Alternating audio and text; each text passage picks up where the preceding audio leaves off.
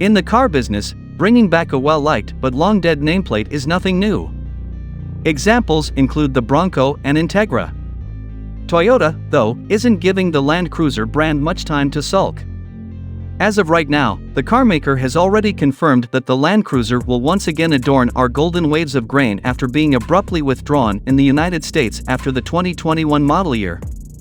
But it's starting to look like the upcoming model that will be here shortly won't have much in common with the last one that was sold here.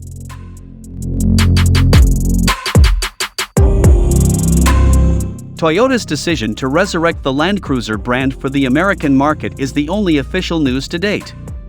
But chances are slim that we'll get the 300 series LC that other markets get. The Lexus LX, which shares its body-on-frame TNGAF platform with the current iterations of the Tundra and Sequoia as well as the 300 series Land Cruiser, will likely continue to serve as the giant luxury off-roader position. The similarly sized Land Cruiser wouldn't provide much value because the Sequoia already exists as a large 3-row Toyota SUV with accessible off-road friendly parts. As a substitute, we are hooked on the 2024 Lexus GX as the model for the resurrected Land Cruiser. As a result, the US spec Land Cruiser would be slightly smaller than before, which would undoubtedly improve its capacity to negotiate difficult terrain. The Toyota Land Cruiser Prado, a smaller LC derivative that never made it to the United States, at least not as a Toyota, was the finer sibling of the Lexus GX in prior incarnations. Toyota reportedly plans to simply remove the Prado portion of the badge and import the resulting car to the United States under the name Land Cruiser. Our illustration, top, draws heavily on the Prado story, stealing a significant amount of styling from the new GX while adopting a front-end style akin to that of the compact cruiser EV concept, which was presented in 2021 and resembles the 300 series Land Cruiser more than just a little bit. We also adore the notion of a brand new, tiny off-roader in the FJ design, but let's move on.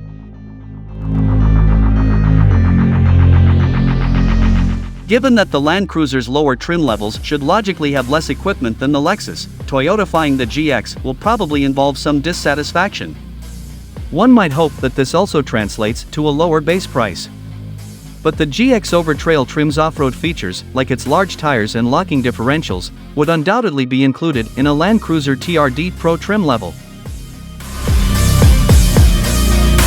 It's also conceivable that the new Land Cruiser Prado will use the GX's drivetrains if it does arrive on our soil. With a hybrid model to follow, it would entail a twin-turbo 3.4-liter V6 engine that produces perhaps the same 349 horsepower and 479 pound-feet of torque as the Lexus. The turbocharged 2.4-liter inline-4 engine from the new Tacoma will likely be saved for the upcoming 4Runner replacement. The repositioning of the Land Cruiser could have intriguing ramifications for that mid-size model of the 4Runner, speaking of which. If the upcoming Land Cruiser reduces its size to resemble the GX, the 4Runner might change into a vehicle that is more effectively aimed at the Ford Bronco and Jeep Wrangler.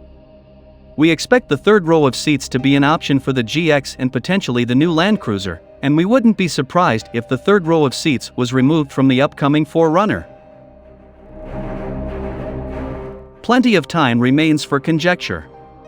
Toyota isn't expected to rush the gun and showcase a version of the Land Cruiser Prado tailored specifically for the United States before 2024, according to AN's report. The Land Cruiser is about to undergo some significant changes, though, and these changes may have an impact on other Toyota models as well.